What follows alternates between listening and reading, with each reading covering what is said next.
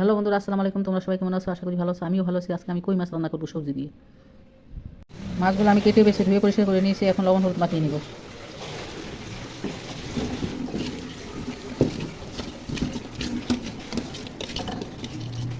তেল গরম হয়ে গেছে, এখন মাছগুলো ভেজে নিব।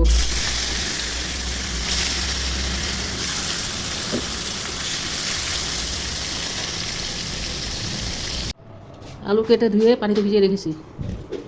ফুলকপি কেটে ধুয়ে পানির মধ্যে ভিজিয়ে রেখেছি। তেল গরম হয়ে গেছে, এখন পেঁয়াজ কুচি দিয়ে দিব। পেঁয়াজগুলো ভেজে নিব। পেঁয়াজ ভাজা ভাজা হয়ে গেছে, এখন আদা রসুন বাটা দিয়ে দিব। আদা রসুন বাটা দিয়ে ভেজে নিব।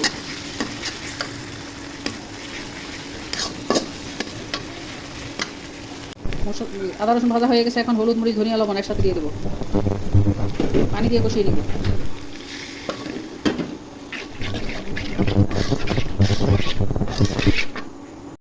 মশলা ভাজা ভাজা হয়ে গেছে, এখন আলু দিয়ে দিব।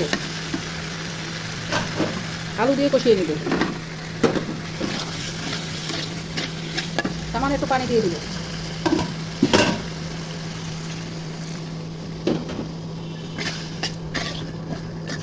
আলু আলু কষা হয়ে গেছে, এখন ফুলকপিগুলো দিয়ে কষিয়ে নিব।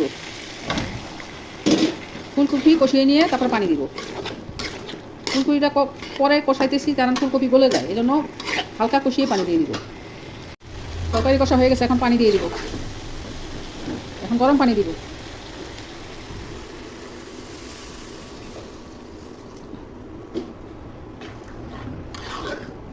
নেড়ে চেড়ে ঢেকে দিব। ঢাকনা উঠে দেখি,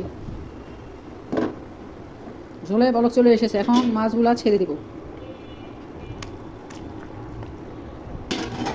এখন ঢেকে দিব। তরকারিটা দেখি, তরকারিটা নেড়ে চেড়ে দিই।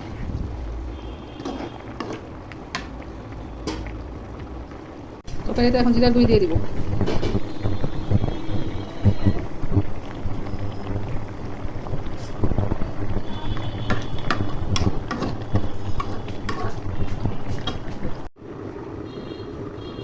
না উঠাই দেখি, তরকারি হয়ে গেছে। এখন কটা কাঁচামরিচ দিয়ে দিব তরকারির মধ্যে। কটা ধনিয়া পাতা দিয়ে দিব। তরকারি হয়ে গেছে, ধনিয়া পাতা দিয়ে 5 মিনিট পর তরকারিটা নামাই দিব। ফুলকপি আলু দিয়ে কই মাছ রান্না হয়ে গেছে। রান্নাটা ভালো লাগলে একটা লাইক দিও। আমার ইউটিউব চ্যানেলটা সাবস্ক্রাইব করো আর আমার ফেসবুক পেজ ফলো করো। খোদা হাফেজ, বাই বাই। নতুন কোনো রান্নার রেসিপি নিয়ে আবার আসবো।